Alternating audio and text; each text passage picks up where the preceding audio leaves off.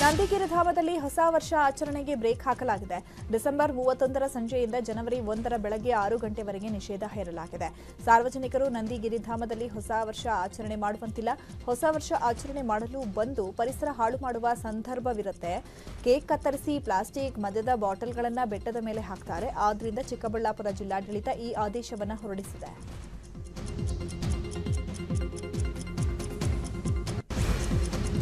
ಕ್ಯಾನ್ಸರ್ನಿಂದ ಬಳಲುತ್ತಿದ್ದ football ದಂತಕಥೆ Pele 3 ಬಾರಿ ಫಿಫಾ ವಿಶ್ವಕಪ್ ಗೆದ್ದ ಏಕೈಕ ಆಟಗಾರರಾಗಿದ್ದ ಪೀಲೆ ಫುಟ್ಬಾಲ್ ಸಾರ್ವಕಾಲಿಕ ಶ್ರೇಷ್ಠ ಆಟಗಾರರಲ್ಲಿ ಒಬ್ಬರಾಗಿದ್ದರು. ಫುಟ್ಬಾಲ್ ದಿಗ್ಗಜ ಪೀಲೆ ನಿಧನಕ್ಕೆ ವಿಶ್ವದ ಅನೇಕ ಗಣ್ಯರು ಸಂತಾಪ ಸೂಚಿಸಿದ್ದಾರೆ. 2021ರಿಂದ ಕರುಳಿನ ಕ್ಯಾನ್ಸರ್ಗೆ ಚಿಕಿತ್ಸೆ ಪಡೆಯುತ್ತಾ ಇದ್ದಂತಹ ಅವರು ಕಳೆದ ತಿಂಗಳು ಆಸ್ಪತ್ರೆಗೆ ದಾಖಲಾಗಿದ್ದರು. ಆದರೆ ಚಿಕಿತ್ಸೆ ಫಲಕಾರಿಯಾಗದೆ ಪೀಲೆ ನಿನ್ನೆ ನಿಧನರಾದರು. ಇವರು ತಮ್ಮ ಹಳ್ಳಿಯಲ್ಲಿ ಸ್ಟೇಷನರಿ ಬಿಸ್ನೆಸ್ ಶುರು ಮಾಡಿ ತಿಂಗಳಿಗೆ 2 ಲಕ್ಷ ಸಂಪಾದನೆ ಮಾಡ್ತಿದ್ದಾರೆ. ನಿಮ್ಮ ಹಳ್ಳಿಯಲ್ಲೂ ಶುರು ಮಾಡಬೇಕಾ? ಫ್ರೀಡಮ್ ಆಪ್ ಅನ್ನು ಈಗಲೇ ಡೌನ್ಲೋಡ್ ಮಾಡಿ. New year biggest sale dhamaka news 18 Kannada ಸಹಯೋಗದಲ್ಲಿ 70% ಕಡಿಮೆ ದರದಲ್ಲಿ ಫರ್ನಿಚರ್ ಮಾರಾಟ ಮಾಡಲಾಗ್ತಾ ಇದೆ. ಅಲ್ಲದೆ ಗ್ರಾಹಕರಿಗೆ ಮೆಗಾ ಎಕ್ಸ್ಚೇಂಜ್ ಆಫ್ ನಂದಿಗಿರಿಧಾಮದಲ್ಲಿ ಹೊಸ ವರ್ಷ ಆಚರಣೆಗೆ ಬ್ರೇಕ್ ಹಾಕಲಾಗಿದೆ. ಡಿಸೆಂಬರ್ 31ರ ಸಂಜೆಯಿಂದ ಜನವರಿ 1ರ ಬೆಳಗ್ಗೆ 6 ಗಂಟೆವರೆಗೆ ನಿಷೇಧ ಹೇರಲಾಗಿದೆ. ಸಾರ್ವಜನಿಕರು ನಂದಿಗಿರಿಧಾಮದಲ್ಲಿ ಹೊಸ ವರ್ಷ ಆಚರಣೆ ಮಾಡುವಂತಿಲ್ಲ. ಹೊಸ ವರ್ಷ ಆಚರಣೆ ಮಾಡಲು ಬಂದು ಪರಿಸರ ಹಾಳು ಮಾಡುವ ಸಂದರ್ಭವಿರುತ್ತೆ.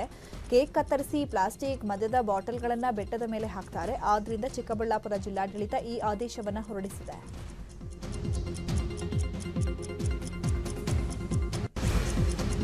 ಕ್ಯಾನ್ಸರ್ನಿಂದ ಬಳಲುತ್ತಿದ್ದ ಫುಟ್ಬಾಲ್ ದಂತಕಥೆ ಪೀಲೆ 3 ಬಾರಿ ಫಿಫಾ ವಿಶ್ವಕಪ್ ಗೆದ್ದ ಏಕೈಕ ಆಟಗಾರರಾಗಿದ್ದ ಪೀಲೆ ಫುಟ್ಬಾಲ್ ಸಾರ್ವಕಾಲಿಕ ಶ್ರೇಷ್ಠ ಆಟಗಾರರಲ್ಲಿ ಒಬ್ಬರಾಗಿದ್ದರು. ಫುಟ್ಬಾಲ್ ದಿಗ್ಗಜ ಪೀಲೆ ನಿಧನಕ್ಕೆ ವಿಶ್ವದ ಅನೇಕ ಗಣ್ಯರು ಸಂತಾಪ ಸೂಚಿಸಿದ್ದಾರೆ. 2021ರಿಂದ ಕರುಳಿನ ಕ್ಯಾನ್ಸರ್ಗೆ ಚಿಕಿತ್ಸೆ ಪಡೆಯುತ್ತಾ ಇದ್ದಂತಹ ಅವರು ಕಳೆದ ತಿಂಗಳು ಆಸ್ಪತ್ರೆಗೆ ದಾಖಲಾಗಿದ್ದರು. ಆದರೆ ಚಿಕಿತ್ಸೆ ಫಲಕಾರಿಯಾಗದೆ ಪೀಲೆ ನಿನ್ನೆ ನಿಧನರಾದರು.